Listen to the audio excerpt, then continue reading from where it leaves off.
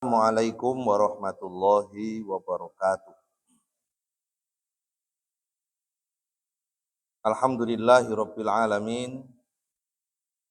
Asyhadu an la ilaha illallah wahdahu la syarikalah wa asyhadu anna Muhammadan abduhu wa rasuluh sallallahu alaihi wasallam. Ya ayyuhalladzina amanu taqullaha haqqa tuqatih wa la tamutunna illa wa antum muslimun. Alhamdulillah Bapak Ibu hadirin jamaah salat maghrib ingkang dirahmati lan dimuliakan Allah Subhanahu wa taala. Kita bersyukur pada Allah, hari ini sudah melewati pertengahan bulan Jumadil Akhir atau Jumadis Saniyah, yang mudah-mudahan waktu semakin cepat, Ramadan semakin dekat. Doa kita mudah-mudahan Ramadan mendatang ini Allah Ta'ala izinkan kembali kita untuk bisa berjumpa, bertemu dalam kondisi sehat walafiat, dan kita siapkan segala sesuatunya, baik itu rencana, amal soleh, amal ibadah, apapun yang menjadikan Ramadan kita sempurna.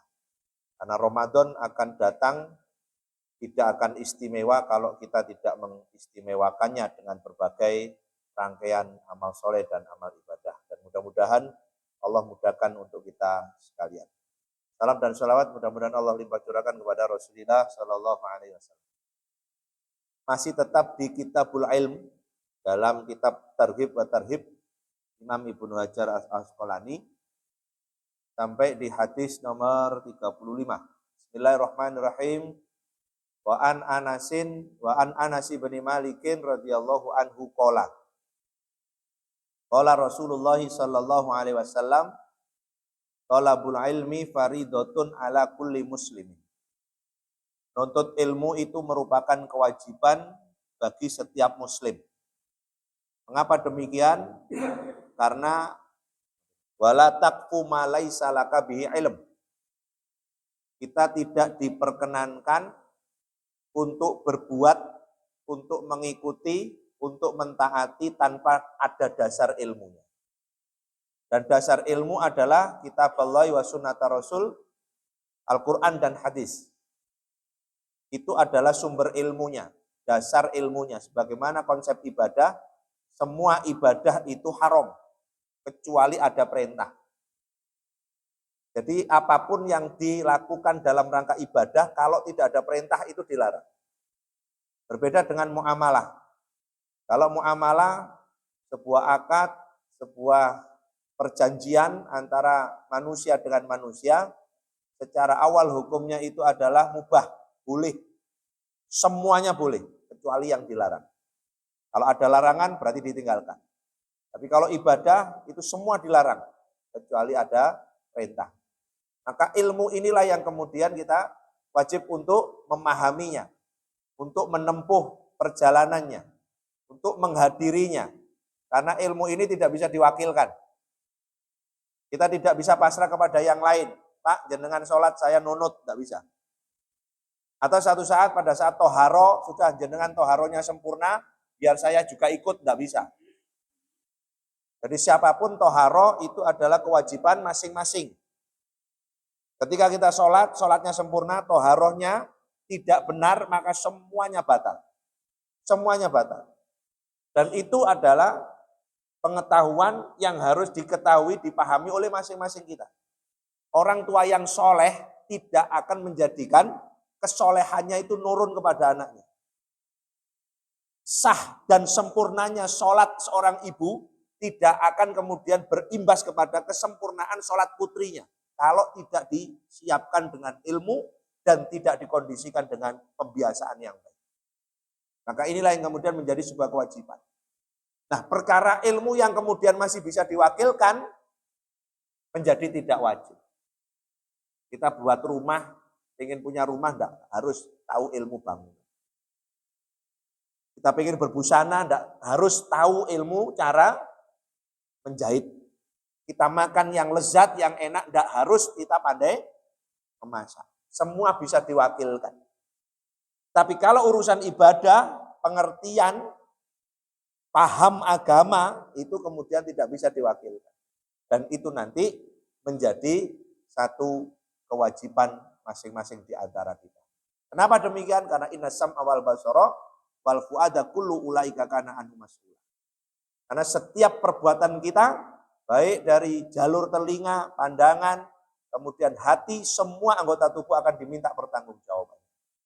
Atas dasar apa kita melakukan ini? Atas dasar apa kita mengucapkan ini?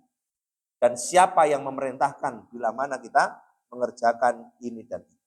Itulah yang kemudian menjadi sebuah kewajiban atas diri seorang muslim.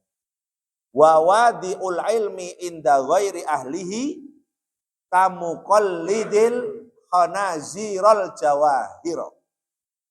Apabila memberikan ilmu itu kepada orang yang bukan ahlinya, seperti mengikatkan batu mutiara atau permata dan emas kepada khinzir, kepada babi. Babi dikasih perhiasan emas permata, nggak ada nilai. Ilmu itu kemudian tidak menjadikan orang itu ahli. Atau ilmu diberikan oleh orang yang bukan ahlinya, maka akan seperti mutiara yang dikalungkan, permata yang dihiaskan kepada babi. Begitu perumpamaan Nabi SAW. Makanya sanjungan ilmu itu tidak untuk dijadikan sebagai hiasan belaka.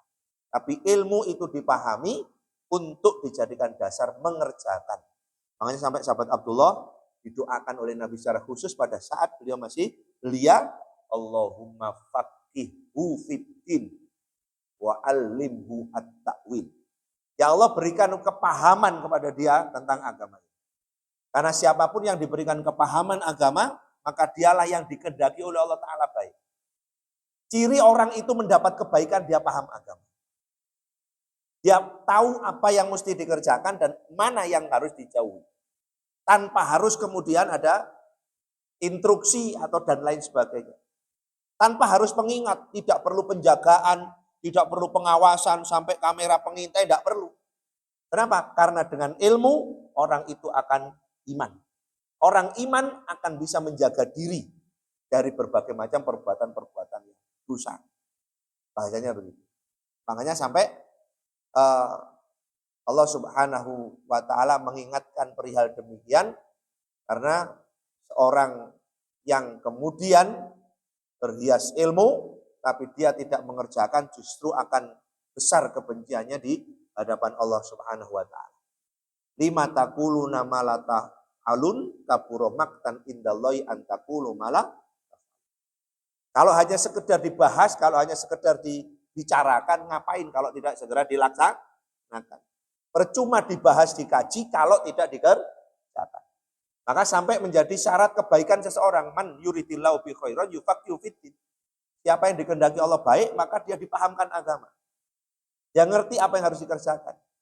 Makanya berapa banyak orang yang kemudian pandai, tapi tidak paham. Beda orang paham dengan pandai. Cerdik pandai bisa, canggih bisa, tapi paham itu indikasi soleh. Makanya wabasyiril ladzina amanu wa amilus solihati anna lahum. Orang yang mendapatkan kabar gembira surga itu adalah orang yang iman dan beramal soleh. Bukan orang yang cerdik pandai.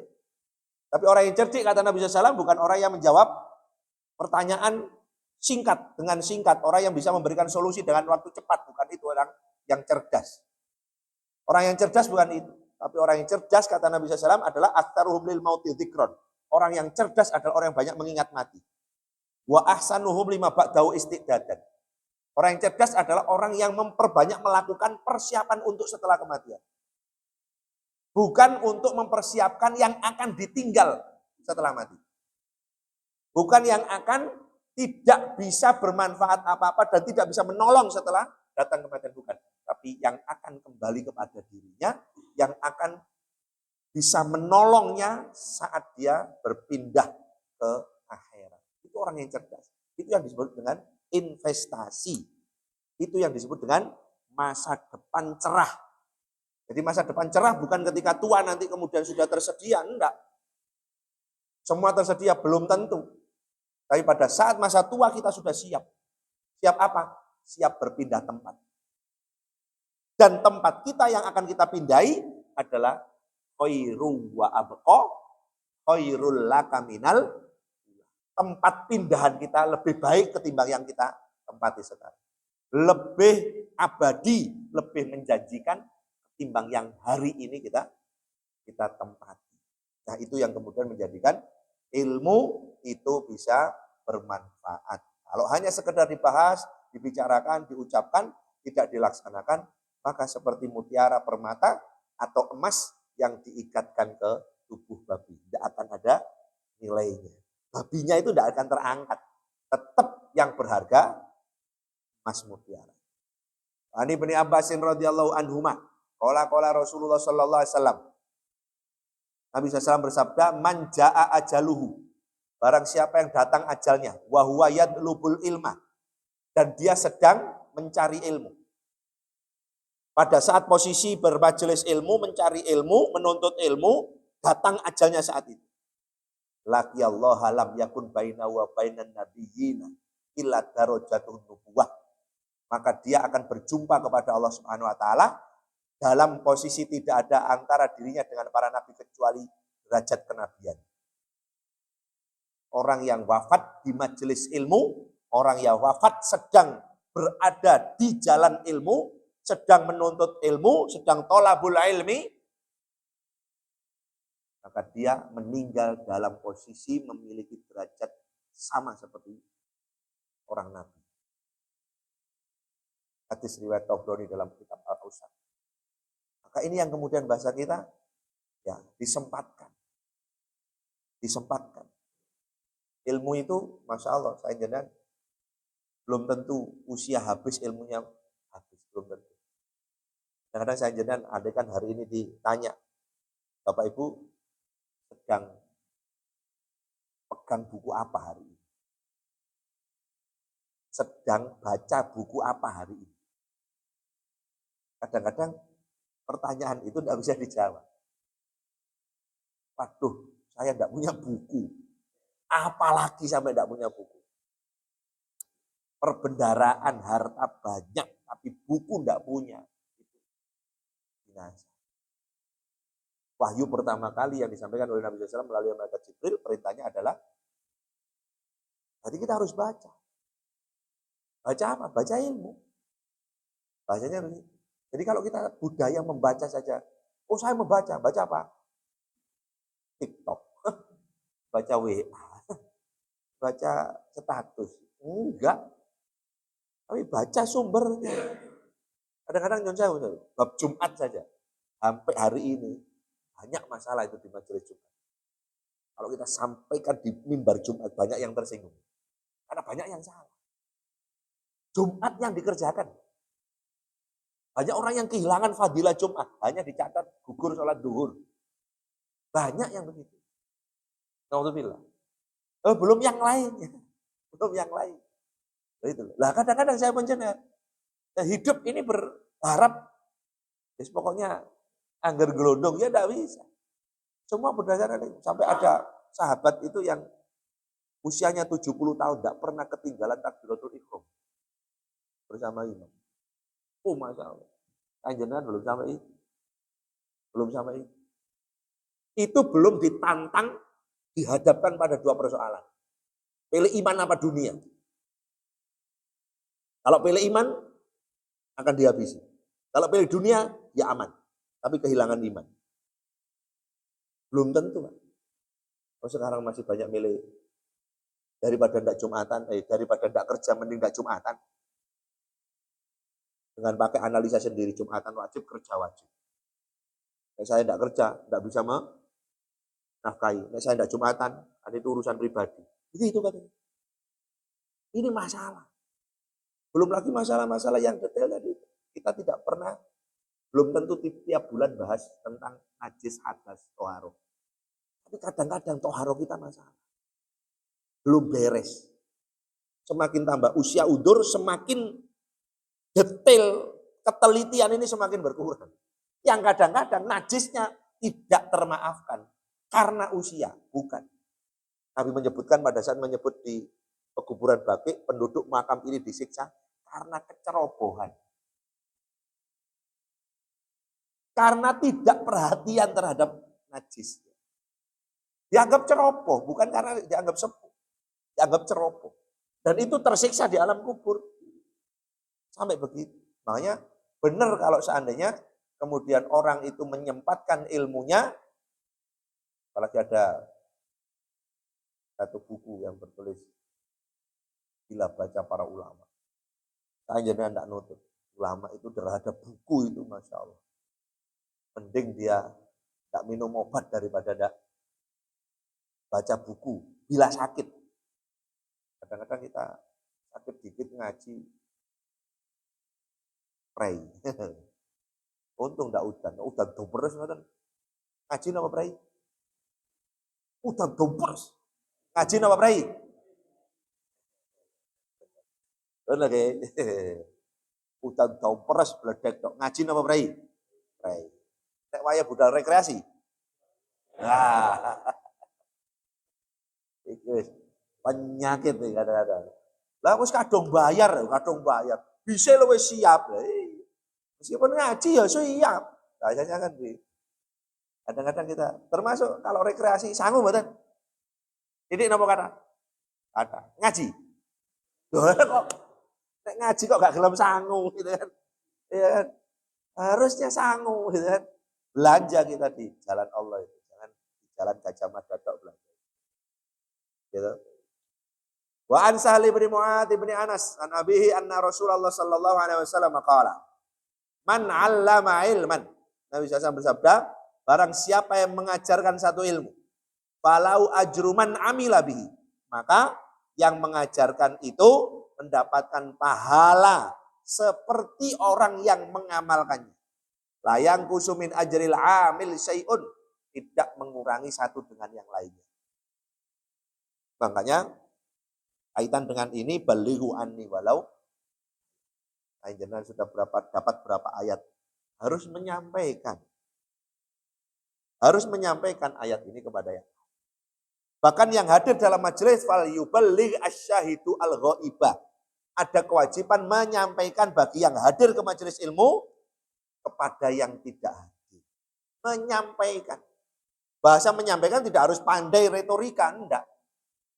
Bagaimana inti daripada ilmu itu kemudian disampaikan supaya diamalkan. Jadi tugas kita sebagai seorang yang ya menyeru ke jalan Allah, ud'u ila sabili rabbika.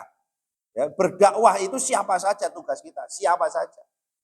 Dan untuk mengajak ke jalan Allah itu tugas siapa saja.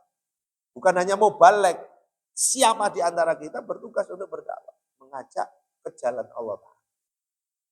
Karena waman ahsanu qaulan mimman da'a ilallahi wa amila sholihan.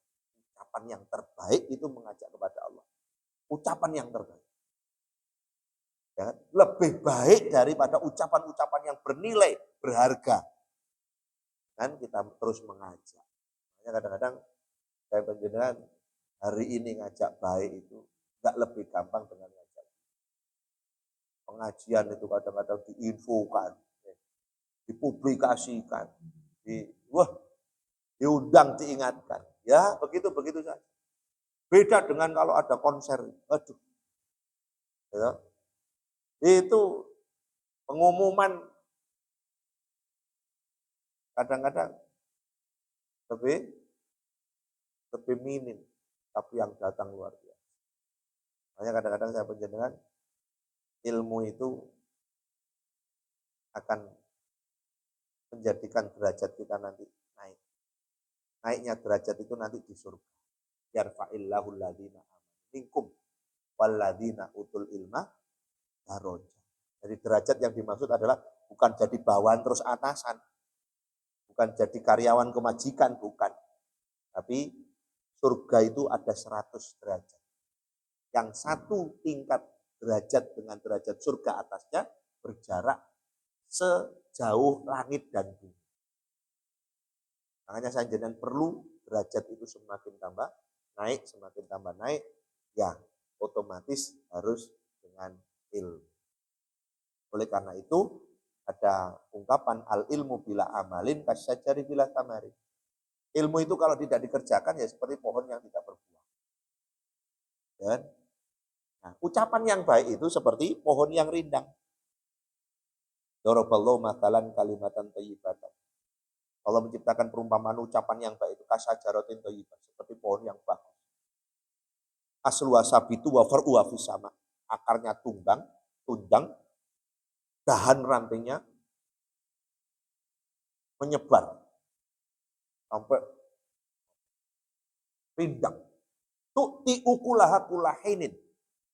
Tidak hanya dia berdaun beranting yang rindang, tapi mendatangkan buah tanpa musim. Kira-kira pohon apa?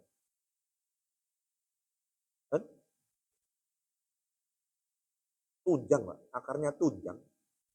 Daun dan ranting dahannya rindang. Mendatangkan buah tanpa musim. Asal itu ucapan baik. Dan terembesi. Wah, terembesi ya pahit ya. Gitu. Nama ini kacang apa? Kacang terembesi ini. Ya pahit. Ya, hiburan saja enak iki gaya obat. Sing loro berarti. Tidak loro ya ndak enak, pahit. Kan ada dah. Rasanya begitu. Sama dengan Bapak Ibu makan nasi dikasih garam sama kelapa. Enak betul? Enak. Ya enak nostalgia itu. Ayo coba saulan mangan iku tok. Yo stres ya. Kalau iwak liyane kelapa mbek gula tok. Nek enak niku mengenang masa lalu. Di masa kecil kita pada posisi darurat, ternyata emak bapak kita ngasih makan itu mari mangan wis budal sekolah. Kula sik uman niku ya. Kula sik uman itu parut. Yo enak itu kenangan. Nostalgia nek bandina perasa kula ya. Kira gawe mikir ngono nek mabot kira-kira. Ya kelapa tok. Kelapa ambek gula mabot niku. Makane biyen niku dibujuki ambek londo.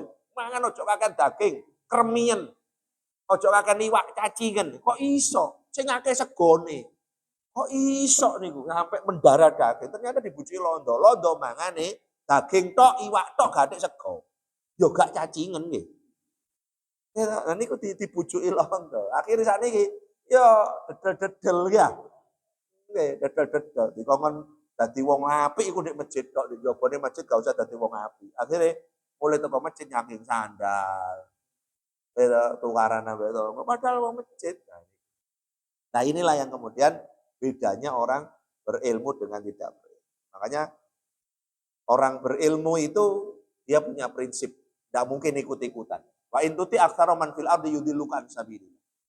Jika engkau mengikuti umumnya orang, ya, bedanya ilmu itu dengan umumnya orang. Dasarnya apa? Umumnya saat ini ngeten, tidak bisa. Dasarnya apa? Ya ilmu. Jika engkau mengikuti banyaknya orang, musimnya apa? Umumnya sekarang lagi ngapain? Yudilluka an sabilillah. Mereka yang umum itu akan menyesatkan kita dari jalan Allah. Kenapa? Iyat tabi'una ila dzon. Ya, mereka dasarnya itu hanya persangkaan. Tak kira oleh. BE akeh telek. BE, kadang-kadang alasannya BE. Tak kira ndak bisa. Dasarnya apa? Ilmunya apa? Tanyanya begitu. Kenapa kita jadikan ini sebagai ibadah? Nabi pernah melaksanakan apa enggak? Ya. Dari mana kok kita tahu Nabi? Dari guru. Jadi kadang-kadang, enggak boleh kita ngikuti guru. Harus ngikuti Nabi. Lah kapan saya jenengan ketemu Nabi? Ya, gurunya dari mana? Dari gurunya. Gurunya dari mana? Dari gurunya. Sampai nyambung ternyata pelajarannya terus nyambung. Makanya sampai bahasa yang ngetren sekarang bersanad. Bersanad itu apa? Ujung-ujung dari mana itu nyambung. Pernah berguru nyambung. Bahasanya begitu. Jadi tidak bisa suatu saat, mohon maaf. Sholat belajar otodidak, baca Quran belajar otodidak, tidak bisa. Belajar Quran otodidak. Bahasanya begitu. Qul a'udzu birabbin nawas. Malikin nawas. Ya karena sering ngomongnya pakai begitu. Kula niki kecuwili. uripe pun gak enak. Gunahnya pakai begitu, tidak bisa. Jadi harus malaikat Jibril aja ngajari langsung kepada Nabi. Langsung Nabi diajari oleh malaikat Jibril, langsung. Begitu pula Nabi SAW ngajari para sahabat, "Shollu kama ra'aitumuni sholli." Kalau kamu mau sholat, perhatikan. Nah, begitu. Perhatikan bagaimana aku sholat. Sahabat Utsman melakukan wudhu, ngajari pada sahabat yang lain. Kemudian mendasarkan, hakadza ra'aitu Rasulullah sallallahu alaihi wasallam yatawaddu. Ya begini ini cara wudhu yang pernah saya lihat bagaimana Rasulullah sallallahu alaihi wasallam melaksanakan. Berarti ada nas dasarnya, bersambung bahasanya begitu. Maka inilah yang kemudian bahasa kita harus bersemangat untuk ilmu. Nah, ilmu yang berlangsung abadi itu ya ilmu untuk akhirat. Nah, jangan kadang-kadang memisahkan, gak usah pinter matematika, yang penting sholatnya bener. Duh. Nah, ketemu ilmu faraid sama ilmu falak ya. Gak hanya matematika yang dipakai. Jerone matematika. Kan begitu. Bagaimana kemudian 1/8, kemudian dengan 1/2, dengan 1/6, dengan 1/4 digabung jadi satu kalau tidak bisa menjumlahkan pecahan-pecahan. Padahal dalam ilmunya, ilmu pembagian harta tidak boleh lebih, tidak boleh kurang. Kok lebih gimana caranya? Ada pembilang, ada penyebut. Bahasanya begitu. Belum lagi ilmu falak. Ilmu falak ya kita hari ini kan tidak mengalami proses peralihan dari melihat langsung matahari dengan pakai sistem kita katakan. Adane ningali matahari napa ngenteni tit? Lihat jam apa lihat tit? Lihat jam itu dulu. Sekarang tit. Tit. Adan, Pak. Tit. Tomat, Pak. Jadi sekarang itu sudah tit. Makanya harus dicek titnya itu rusak apa enggak. Kadang-kadang delok tit, tapi ternyata kendo sudah. Itu kan alat teknologi. Kalau dulu ada gencet ya. Jam gencet marmer di depan masjid kuno, di tengahnya ada satu jari ini kuningan. Lho le, wis manjing apa durung? Dereng, Mbah. Dereng enten ayang-ayange, sik dilungkas. Rumpun enten ayang-ayange, Mbah. Wis ayo nang adano. Wis mlebu. Artinya apa? Duhur itu ketika matahari sudah tergelincir hadisnya. Kapan matahari tergelincir? Bukan kepleset. Ketika benda kena sinar matahari sudah menghasilkan bayang-bayang. Itu waktu duhur. Sampai kapan waktu asar? Sampai, sering kita ulangi ini. Tinggi benda sama dengan tinggi bayang-bayang. Jamnya terserah. Sekarang asar aja jam 14. Jam 2 itu sudah asar sekarang. Subuh itu jam 3. Jangan jam 4 kurang, jangan. Jangan jam 3 kurang, jangan. Jam 2 lebih, jam 3 lebih itu subuh. Nah itu bisa pindah-pindah. Tapi terhadap matahari tidak bisa. Pasti dari dulu matahari begitu. Nah inilah yang kemudian berdasarkan ilmu. Makanya ada jadwal sholat abadi. Kok abadi gimana? Apa gak pindah-pindah? Gak pindah-pindah. Kenapa? Karena dalam proses penelitian sudah berpuluh-puluh tahun. Gak akan pindah. Loh itu loh sampai kemudian begitu matahari dan rembulan itu taat kepada Allahnya. Ya, putar terus gak berhenti-berhenti. Baru disuruh Allah Ta'ala berhenti, nanti berhenti. Bahasanya begini. Tapi selama tidak ada perintah itu terus. Kita saja manusia yang kadang-kadang aras-arasan ya lereng. Lagi semangat, Masya Allah. Jumatan itu berangkat, lawangnya durung buka. Wah, itu nek kadung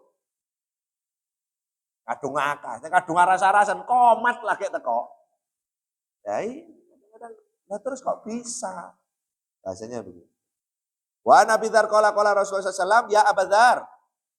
Nabi SAW menyampaikan kepada sahabat Abu Dzar, wahai Abu Dzar, li antagdua fatata'allama ayatan min kitabillah khairun laka min antusalliya mi'ata rak'atin. Wahai Abu Dzar, engkau berangkat di pagi hari, engkau mempelajari satu ayat dari kitabullah, itu lebih baik bagimu daripada kamu melaksanakan sholat 100 rakaat. Sholat 100 rakaat. Sholat 100 rakaat. Saya pernah hitung, sehari semalam itu 90 Mas. Qobliyah ba'diyah. Sak duhanya, sak sholat malamnya maksimal. Itu kurang lebih 90-an rakaat. Duhur itu 16 rakaat. Duhur.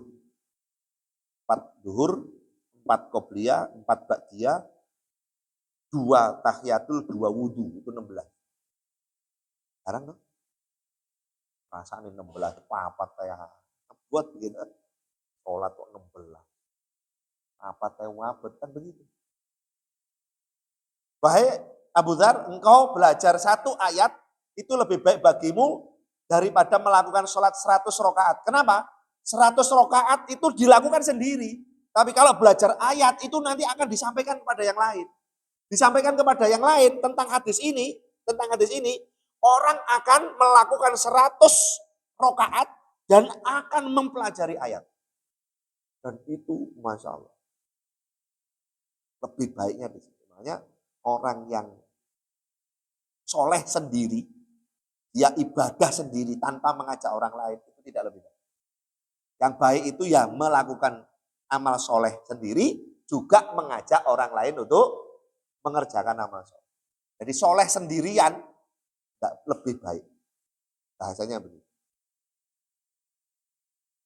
Wali'an taghdu fatata'allama baban minal ilmi umila bihi aulam yu'mal bihi khairun laka min antusolya alfa rakaatin.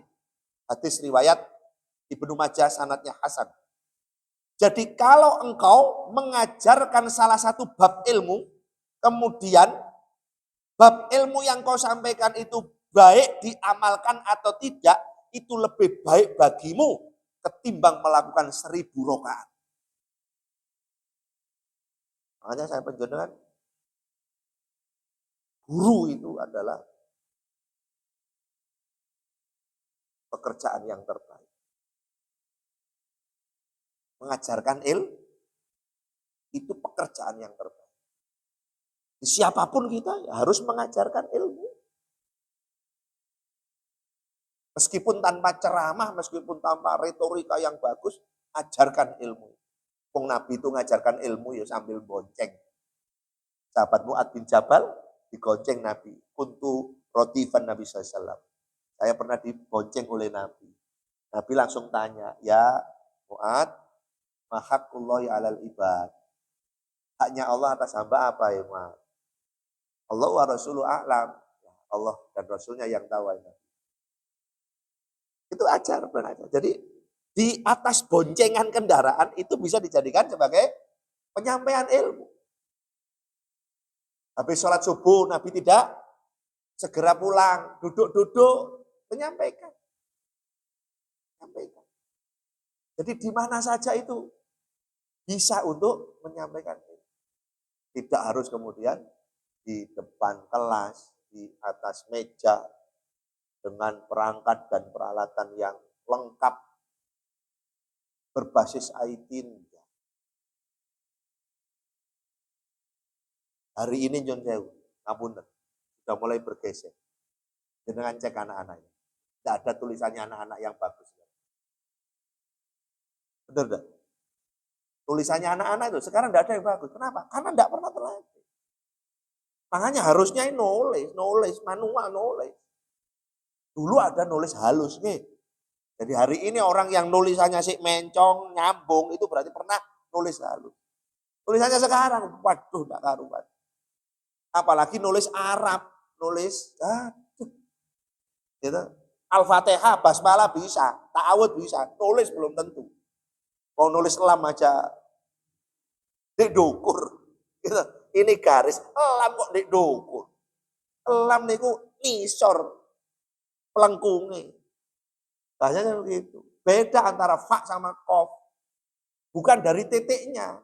Nek fa itu di atas, kof itu gantung di bawah. Kadang-kadang enggak nyampe begitu. Nah, padahal ini keahlian.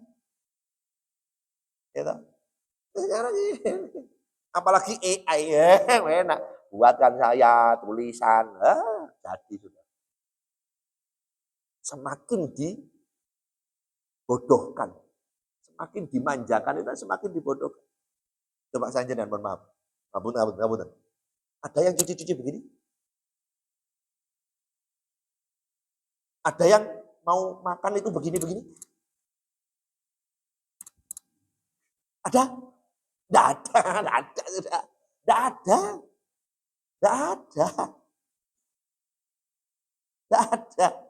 Ya. Ada yang mau mandi begini? Tidak ada. Mandi dewe, asat ngisi dewe. Itu sekarang. Tapi ininya terus, ya kan? Ininya terus, geraknya kurang. Mohon maaf, jarak sholat Jumat dengan rumah kita. Naik motor apa? Jalan kaki. Berangkat awal apa akhir? Pas awal atau pas akhir? Ngomong pas akhir. Alhamdulillah pas khotibnya naik. Ya pas akhir nih tuh. Gitu. Ini.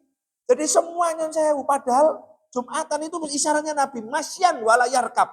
Jalan kaki tidak naik kendaraan. Hanya begitu. Sekarang itu harus manual. Kembali ke manual. Jangan mau semuanya digital. Boleh. Tidak dilarang. Tapi jangan hindari itu yang manual. Kenapa? Karena ini knowledge. Kita nggak bisa knowledge. Ya.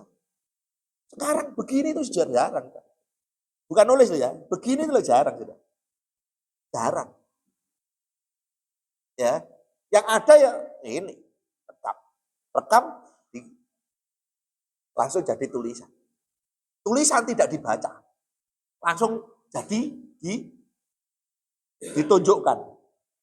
Ditunjukkan, tidak diteliti. Bacanya begitu. Ketika ada kesalahan, loh iya tak? Oh saya kira sudah benar semua. Bacanya begitu. Nah, untung baca Quran itu tidak digital. Harus tetap manual. Baca Quran itu manual loh, Pak. Ini manual apa digital? Digital. Yang masuk surga? Yang masuk surga? Kasetnya, ya sudah. Besok kaset yang menjadi ahli surga. Kan begitu. Harusnya manual. Ya kan? Saya tiap hari mendengarkan Al-Quran. Ya mendengarkan dapat pahala. Tapi bacanya. Nah, saya belum hafal. Ya sudah, yang hafal saja. Baca Qul Ahad, ya itu yang baca. Bacanya gitu. Kadang-kadang kita baca Quranan nunggu pegang. Baca Quran nunggu pegang. Pegang kadang-kadang tidak sempat. Mau pegang buku kecil, Quran kecil nggak kelihatan. Pegang Quran besar, keberatan.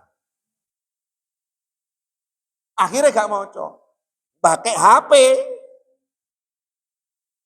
Kelihatan. Ketika ada yang bunyi sampingnya, dipindah. Sudah baca Quran yang tidak pakai lihat. Yang sudah masuk sini baca berulang-ulang. Hafal ayat kursi, ya sudah itu baca. Berapa huruf ayat kursi? Perintahnya Nabi apa? Bacalah Al-Quran. Baca saja sudah. Tidak usah paham. Paham nanti belajarnya. Baca saja. Kenapa? Karena Pak Innau ya'ti yaumal qiyamati syafi'an li ashab. Yang kita baca itu nanti yang bisa nolong kita. Sudah baca saja. Sambil tengok-tengok, sambil kerjain apa? Baca. Jadi baca itu tidak pakai. Dan Nabi SAW dulu ketika diajari malaikat Jibril tanpa tulisan. Itu baru Khalifah Utsman. Makanya Mushaf Utsmani.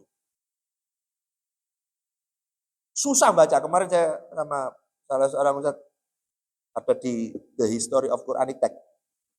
Sejarah teks Al-Quran. Itu tidak bisa dibaca. Susah. Bingung itu apa kotak-kotak itu. Baru kemudian dicocokkan dengan Google, dicocokkan, oh ini ternyata ayat ini. Susah bacanya.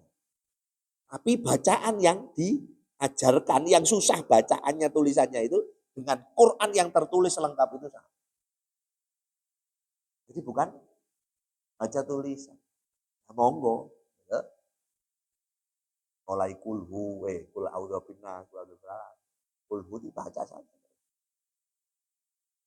Kan? Al-Bayyinah baca saja. Kenapa? Karena itu nanti yang nolong kita. Bahasanya begitu. Dan ini makanya sampai kemudian kenapa kok lebih baik dari sampai 1000 rakaat.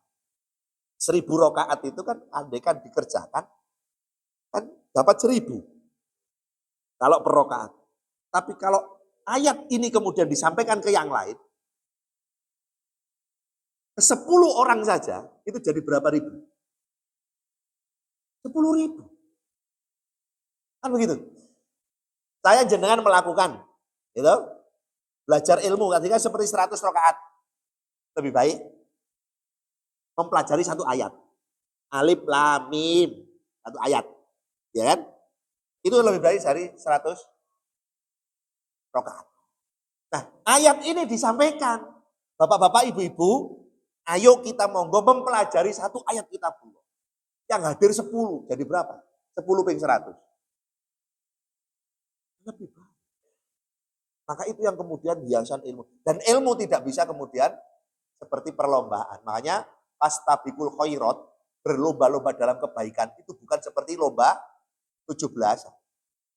Bukan lomba kompetisi. Lomba kompetisi itu mencari juara dan juaranya cuma satu. Kalau fastabikul khairat enggak, semua jadi juara. Yang penting nyampe garis finish bareng. Yang ahli puasa cepat dengan puasanya, yang ahli sodako cepat dengan sodakonya, yang ahli sholat, yang ahli zikir cepat dengan kemampuan masing-masing cepat nyampe ini.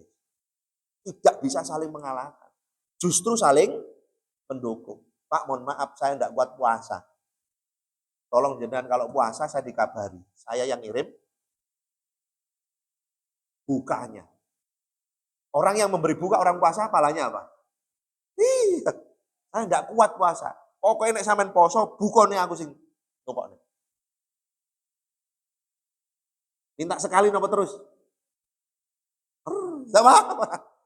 Jangan sekali, bisa naik Pak ya. Lah rugi. Terus. Puasanya satu orang apa satu rumah? Satu rumah, terus. Oh, Masya Allah. Banyak orang yang ngerti itu, dia tidak mikir. Kenapa? Saya butuh amalan itu. Saya tidak kuat puasa. Saya butuh pahala puasa. Gimana? Itu. Saya tidak bisa berjihad. Terus gimana? Biayai orang yang berjihad di jalan Allah. Ayahnya begitu. Makanya kadang-kadang kita harus nyumbang daerah konflik yang perang. Harus. Kenapa? Kita disuruh perang, belum tentu berangkat, Pak. Lalu, ada undangan perang, berangkat atau gitu? Ya, untuk melok rekreasi, timbang melok perang ya. Rekreasi, enak, seneng-seneng. Padahal mantuk itu pulang dari rekreasi badan capek, duwe entek, umbah-umbahan benjing diajak malih purun. Padahal yang ngentek nih duwe ngesel nih awak ya dijak mana purun. Gitu ya. Padahal itu tadi ya kalau disuruh perang make it. Nah inilah yang kemudian pentingnya ilmu itu belum kitabul jihad. Nanti di sini ada kitabul jihad. Belum, Masya Allah. Ngeri tapi Masya Allah, gitu. Ngeri tapi bikin semangat. Ada kitabul jihad. Yang satu terakhir, dunia adalah terlaknat, kata Nabi SAW. Ad-dunya mal'unatun, dunia itu terlaknat.